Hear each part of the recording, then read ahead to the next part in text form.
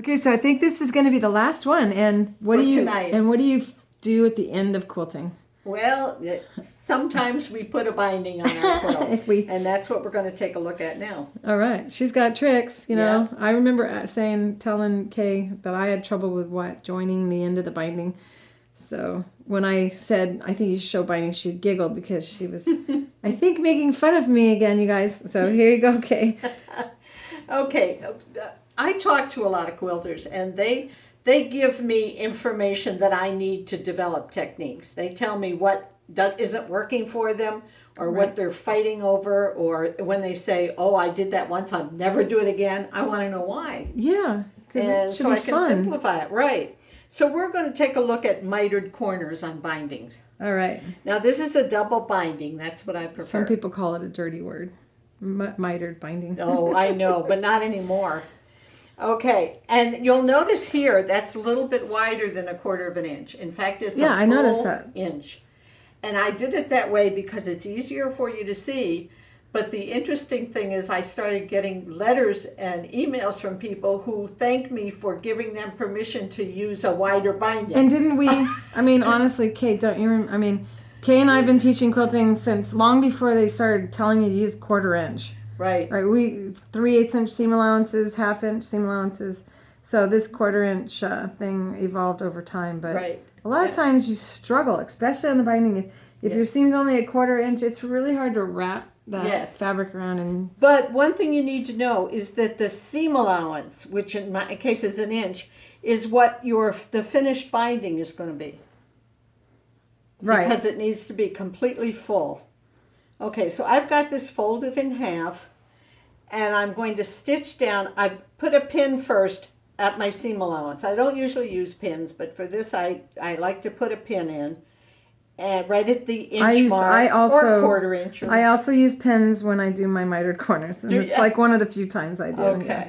So we'll sew down to the pin. And piping, I also do. Then I turn the whole quilt and sew diagonally to the corner. That sews in a perfect miter, even if you try hard not to make it miter. And then the next step is to remove it and bring it up, and it's sewed in. It has to lay there.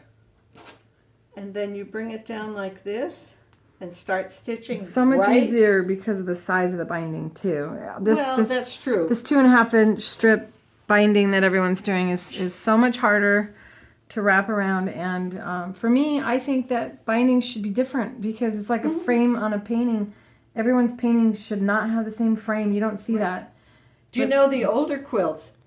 And I'm not a connoisseur of older quilts, but somebody who was told me this. She says sometimes they would have 1/4 inch or a 1/2 inch on the front and then 6 to 8 inches on the back. Yeah, and we also used to use the back and wrap it to the front and use the back of the quilt as the final binding. But this is a strip version. But the wide binding, what they did, that's the part that gets dirty because it's right up here. Oh. And they could take the binding off and replace it. Oh, I didn't know that. Yeah. So here we have a corner that's done. And you'll notice it miters perfectly on the front. Is that because they probably didn't wash their quilts that much, huh? Yeah, right. And on the back. Yeah, and the back, I'm going to come in close. It will miter perfectly front and back. See that? So flip it over and see the other side. So it just does this natural behavior, and then on the back side. Yep. Go ahead and show me the back side again. Okay, closer. just bring it there. There you go. And then I have an invisible technique for hand sewing by machine. Sewing that binding on. Right. Cool. Well, there you go. Yep. It doesn't get any easier than that. Right. Now you can finish your quilt. That's And free motion quilt them with my octi hoops. There you go. Maybe one day we'll get Kaye to use them. Maybe. All right. Well, it's been a wonderful night. Thanks for sharing your knowledge, your talent, and your home to me tonight. And I can't thank you enough. I had a great time, and I hope everyone else did. And remember, on March 11th, if it hasn't passed yet, I'll be doing all of these techniques and lots and lots and lots more. So if you live in anywhere near the Phoenix area, be sure to come and learn from Kaye. And you won't be disappointed. As you can tell, she's an absolute doll. One of my favorite people. There you go. Oops. Oh, I have small hands. I hope you had a good time tonight as Kay and I are having a slumber party. All right. Bye, everybody.